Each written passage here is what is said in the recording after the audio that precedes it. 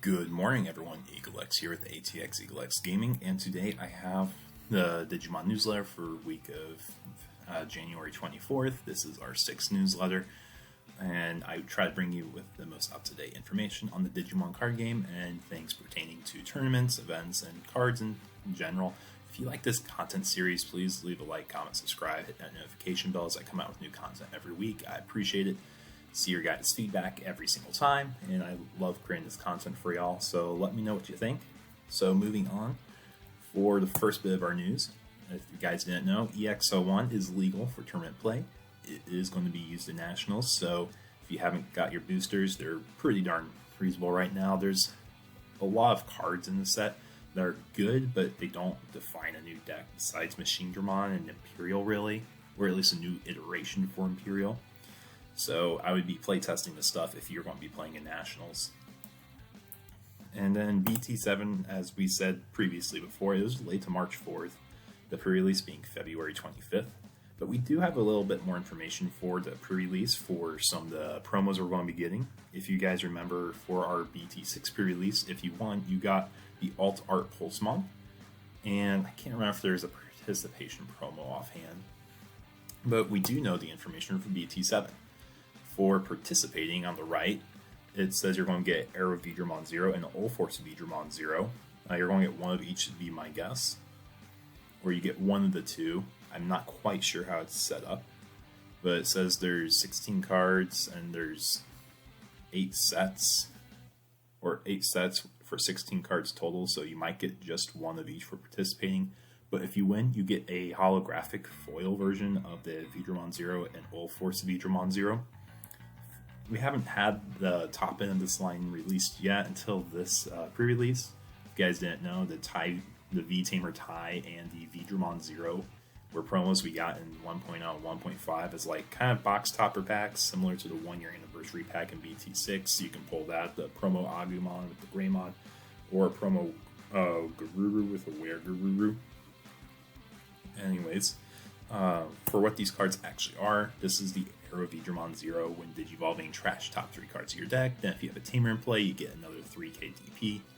And then the Inheritable of when attacking, you place 3 non-Digi-A cards from your trash at the bottom of your deck in any order to give it another 2000 DP. So it's one of the few ways we have to return cards from trash in a non-purple deck to your deck, or as a resource in general.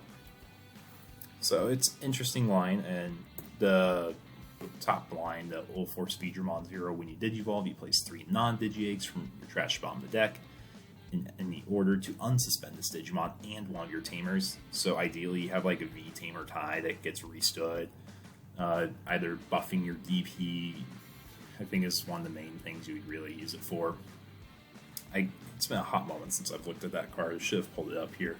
But that's the intended synergy to go with that and the Vidramon 0. Then your turn once per turn, when the cards return from your trash to your deck, you gain a memory.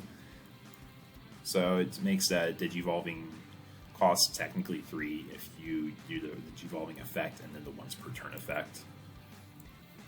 Anyways, so that's our BT7 promos. And I want to move on to some BT9 card highlights. The first one I want to emphasize is Metal Garurumon X Antibody. You can Digivolve over a Melga for 1, and then when you do Digivolve, you unsuspend this Digimon. It gains blocker until the end of your opponent's next turn. So, if we go back to the good old days of 1.0 with the blue Melga, when attacking, you play a source. If you have the Melgaruru, you attack Scaredy. You play the level 4 Garuru that says on play, restand a Digimon. You would restand your Melga, get an attack. So that's 1 check. You do it again. That's the second check. And then you go into this for 1. It would allow you to restand, attack again. That's 4 checks.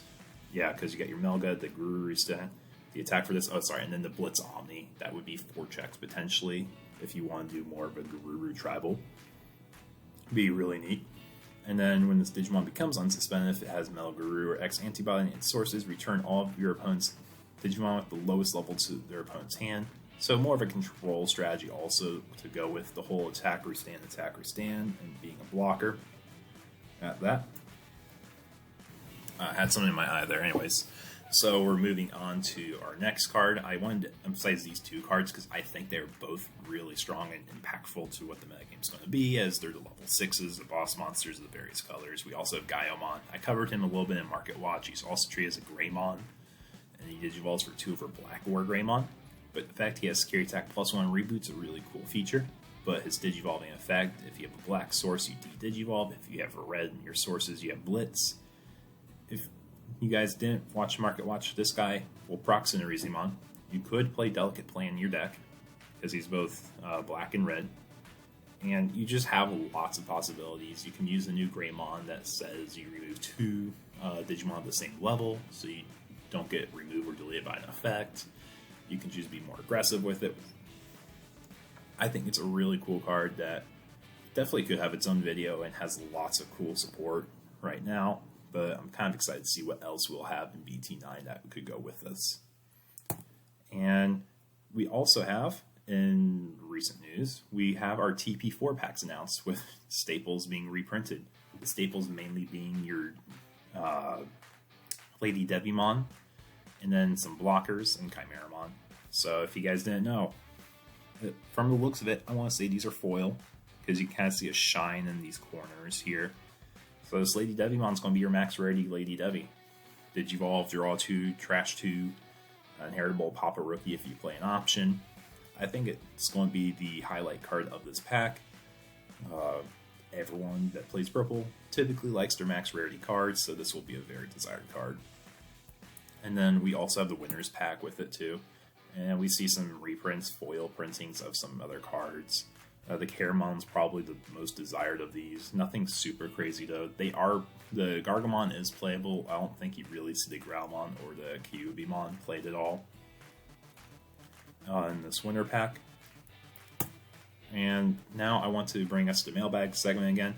This is where I want to be interactive with my audience and community here. If you guys have any questions for me pertaining to cards in the game, what I think meta is going to look like, or just questions in general, I'd love to answer them. If you want to leave them in the comments below, I'll answer the questions in next week's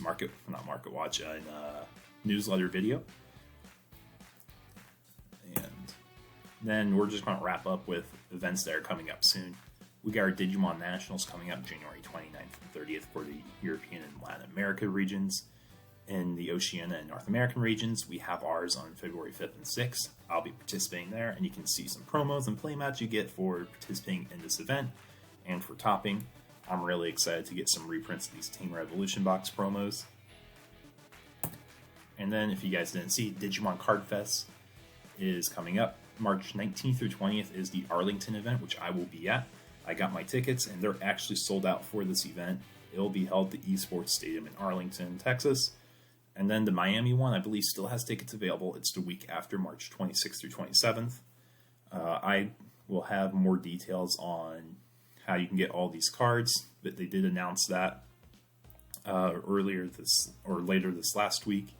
Basically, for participating, though, you'll get 1 set of the Fest cards, and then you could get up to 4 sets of the Eggs and Fest card vault set. And the vaults are mainly for winners, so there's not going to be a lot of those. And to final wrap up, I just want to say, guys, for the Austin area, I'll see you guys at Locals this Friday. We got Dragon's Lair Friday, Game Castle Free Play on Saturday, and then Juniors Comics and Games on Sunday. I hope you guys enjoyed. Take care, and don't forget to like, comment, subscribe. Have a nice day, y'all.